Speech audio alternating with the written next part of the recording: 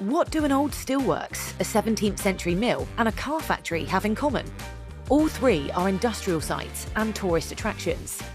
6 regions from 6 European countries are promoting tourism in industrial areas through the IndusTour project.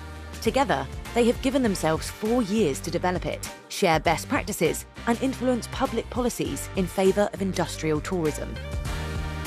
I think it can be a new trend in tourism because people are tired about overcrowded places and they look for something special. So maybe it's a good way for our region to attract these people. The Czech region of Moravia Silesia, an industrial pillar of the 19th century, is a pioneer in industrial tourism. Hyundai has its European headquarters here. The South Korean car manufacturer employs 2,900 people and participates in IndusTour. Every day, 1,500 cars are manufactured under the watchful eye of visitors. They offer free guided tours in 5 languages, 3 days a week.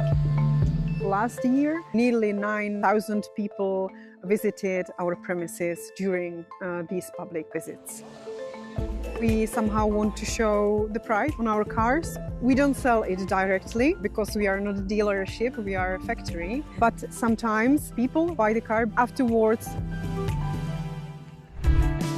Dolní Viktovice is the most iconic place in Ostrava, a city of 280,000 inhabitants. The former steelworks closed in 1998 and has morphed to exploit its educational and touristic potential, with an offering that includes music festivals, a museum, sporting events, a technology centre, and more. Last year was our best one because we crossed the border of 1.7 million visitors per year, and we are hosting hundreds of hits every month. The total budget for the project is €1.4 million.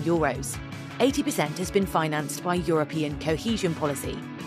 IndusTour brings together 6 partners from the Czech Republic, Cyprus, Denmark, France, Poland, and Serbia. The industry is also know-how.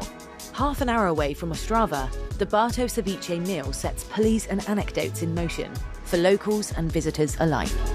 Měli jsme ukázku, jak vypadají jednotlivé druhy obilí, jednak ječmen, oves, žito a pšenice. Tady v tom mlýně se dělala pšenice. Tohle je poprvé, co tady jsem na návštěvě toho mlýna a je to z toho důvodu, že jsme se tady s manželem přistěhovali do vesnice a chtěli jsme prozkoumat tady okolí a co tady je prostě zajímavého.